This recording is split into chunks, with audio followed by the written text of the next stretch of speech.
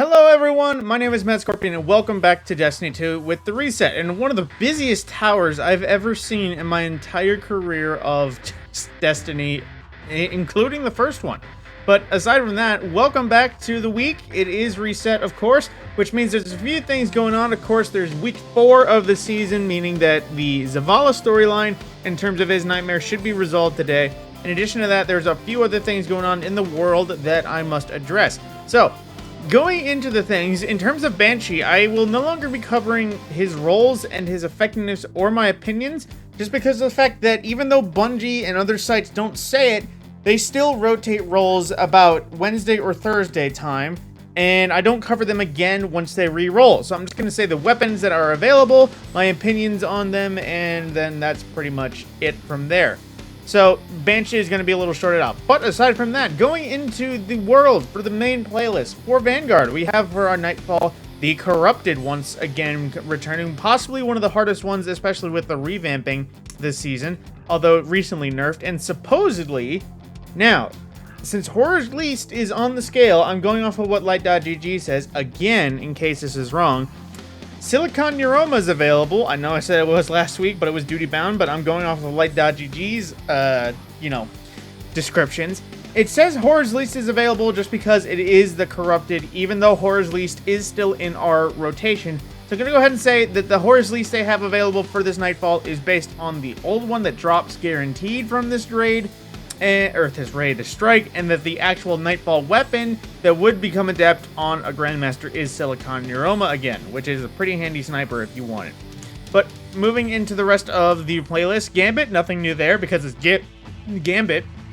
And for Crucible, we currently have Mayhem available. So Mayhem is always a fun one. It's supposedly a good way to level up gear if you're so looking for it. And plus, you can just use your super infinitely if you so desire. And into the Legends tab. Hey, guess what? Vault of Glass is our weekly pinnacle. So it does have powerfuls and pinnacles, but of course it's hard to say. And like I suggested, Master is available now that it is the weekly feature raid with discipline focused. But it's a weird thing. Based on rotation, it would be Templar challenge, but it's currently active all 5 encounter challenges. So does that mean you can earn all 5 Timelost weapons at once? Questions that need to be answered, because if so, time to get after it. But aside from that, it is, of course, the usual pinnacle drops. It would be, let's see, Out of Its Way, which is Templar challenge for a Timelost Fatebringer. So in case it isn't all Timelost weapons at once, it is Adept Fatebringer available. And I also read somewhere that in addition to that, it was, actually no, it wasn't Prophecy. Prophecy was last week. For our Pinnacle raid, it is, I keep saying the wrong things. For Pinnacle Dungeon, it is currently Grasp of Avarice. Now, you don't need to run it Master to get Pinnacle. That's basically just for the extra Artifice armor, and it is more difficult. So, if you so wish to go for it, you can, but you only need to do Legendary for that. Now, into the rest of the world, into the, well, I'm going to go off with the Helm and Seasonal stuff first. The Timelost Battlegrounds is currently European Dead Zone, and I believe that there's going to be a new there's going to be, in terms of weekly missions, there's going to be a harder version of the Zavala mission, because if this is any indication that there will be a tougher version of that, but still very manageable in terms of seasonal developments. Into the Throne World, of course, for Master Vow, we have Resilience-focused armor, and it was Looping Catalyst, which means it is Swift Destruction. First encounter challenge, where basically you have to kill all 3 of the unstoppable abominations that spawn Master or not. Regardless, you have to kill all 3 of the unstoppable abominations within a few moments of each other. I'd say you maybe have 3 seconds before the first one dies to kill the rest. But into the rest of the world, Preservation is back up per the usual. The weekly mission is the Last Chance, which is basically the second to last mission, which is you go into the Apothecary Wing, where you fight that Savathun's right hand. A longer mission for farming, but it's still a mission you need to farm in case you need the alloys. Then, speaking of which, Wellspring, starting off with Come to Pass the Auto Rifle, so it is a full rotation. Going as forward, it is the Grenade Launcher for Wednesday, Bow for Thursday, Sniper for Friday, and then starting again, Auto Rifle for Saturday, Grenade Launcher for Sunday, then Bow again for Monday. And it should go all the way back around to the Sniper come next Tuesday. And if you still need a visual representation of the schedule, there will be one on screen. But then, Into the rest of the world, let's see here. Is there anything I'm forgetting? Let's see. Cosmodrome for the Dares of Eternity. I should just visit it while it was here. Legend mode is taking Cabal and Zydron for those rotations in case you still need them for Vidmaster. And into the more important things, the weekly challenges. Time to see what they are. Now, first, Sorrowbound 4, which is basically do the weekly mission and then also kill Centurions throughout the system, anywhere. On the Derelict Leviathan, defeat combatants with melee abilities. Solar melee or nightmares defeated with melee abilities grant additional progress. Use those Radiant Hunters spamming Burning Knives all of the time.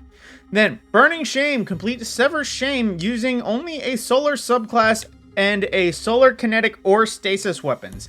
So, that's an interesting challenge. Huh. Solar, Kinetic, or Stasis. Okay, so you can have a Kinetic or Stasis, then a Solar Secondary, and then a Solar Heavy. Okay, so that's how that works. Or Stasis Heavy, because I know those still exist. So that's curious. That's an interesting challenge. I like what Bungie's doing there. I know people complain about Bungie and loadout restrictions, but that's a cool one because it's unique. Extract weapon elements from a haunted weapon with a deep sight mod. So basically get a new haunted weapon that's deep sight. Then we have unlock artifact mods. Basically, just play until you unlock more things on the artifact. Precision calibration. Calibrate marksman weapons, scout rifles, sniper rifles, and linear fusion rifles by landing precision final blows. Bonus progress against guardians. Then we have for the Gambit challenge, high value hunter. Defeat powerful combatants in Gambit. Earn bonus progress for defeating high value targets. They should honestly just get rid of these. They've always been the same each season, and no one likes Gambit, so. Then also Flourish of Power, defeat Guardians in the Mayhem playlist. This one can go super quickly depending on which class you do it. If you do it on like a Blade Barrage Shards of Galanor class, this could go by very, very quickly.